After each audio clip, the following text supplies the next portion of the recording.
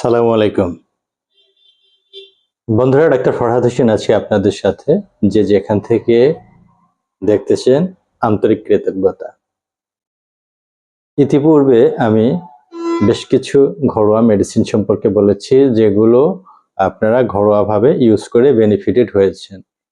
আপনাদের অনেক জিজ্ঞাসা থাকে যে আমাকে স্পেসিফিক মেডিসিন বলে দেন। এটি কমন কথা, কিন্তু স্পেসিফিক মেডিসিন বলা যায় না। তাহলে কি করা যেতে পারে? যাদের দুর্বলতা তারা আমার ভিডিওগুলো দেখবেন কয়েকটা মেডিসিন নির্দিষ্ট লক্ষণের জন্য। যেমন আজকে ফসফরাস সম্পর্কে কিছু ব্রিফ দিব। এই ফসফরাস রোগীর কিছু কমন বৈশিষ্ট্য যদি আপনার মধ্যে থাকে, তাহলে ঘরোয়াভাবে এই ফসফরাসে আপনার সব ধরনের সমস্যা, আর্লি ইজাকুলেশনের ক্ষেত্রে সকল ধরনের সমস্যাগুলো দূর করবে। চলুন ফসফরাস সম্পর্কে একটি বিশেষ পর্যালোচনার মাধ্যমে কিছু গুরুত্বপূর্ণ নোট জেনে নিই। ফসফরাস মূলত যাদের ঘন ঘন প্রচুর পরিমাণে বীর্য পতন হয়, এটি ফসফরাসের প্রথম সিমটম। যাদের শরীর দুর্বল করে দেয় এই ঘন ঘন প্রচুর পরিমাণে বীর্যপাত, এমনকি সহবাসের পরেও বীর্যপাত হয়, সহবাস শেষ এরপরে কিছুক্ষণ পরেও বীর্য পতন হয়ে যাচ্ছে, বীর্যপাতের পরেও প্রচন্ড সহবাসের ইচ্ছা থাকে, এক রাতে কয়েকবার বীর্যপাত হয়। এর জন্য নিজে নিজে লজ্জিত, দুঃখিত এবং আরোগ্য সম্বন্ধে হতাশ ভাব রোগীর মধ্যে যখন লক্ষণীয় হয়ে যায়, তখন মনে করতে হবে যে ওই রোগীর জন্য ফসফরাস হোমিওপ্যাথিক ঔষধটি হয়তো ভালো কাজ করবে। এটি হচ্ছে প্রাথমিক ধাপ। ফসফরাস এই কয়েকটি প্রাথমিক ধাপেই ব্যবহার করতে হবে এমন না, আরো কিছু গুরুত্বপূর্ণ লক্ষণ অবশ্যই মাথায় রাখতে হবে। চলেন ফসফরাস সম্পর্কে কমন বিষয়গুলো জেনে নিই। হস্তমৈথুনের ফলে যাদের দৃষ্টি শক্তির সমস্যা দেখা দেয়, ধীরে ধীরে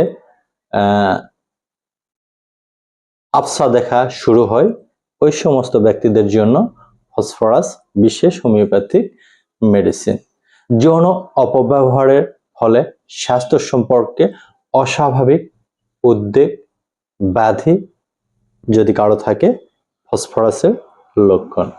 সহবাসের পর মাথা ব্যথা, দুর্বলতা এবং ধাতু নির্গত হচ্ছে, তখন ফসফরাসটি তার জন্য বেস্ট হোমিওপ্যাথিক মেডিসিন। কখনো কখনো এক রাতে একাধিকবার বীর্য নির্গত হয়, যা রোগীকে ধ্বংসের দিকে নিয়ে যায়, ফসফরাসের লক্ষণ। অত্যাধিক যৌনক্রিয়ার ফলে প্রচন্ড শারীরিক এবং মানসিক দুর্বলতা দেখা দেয়, রোগী ক্লান্তি অনুভব করে, ফসফরাসের লক্ষণ।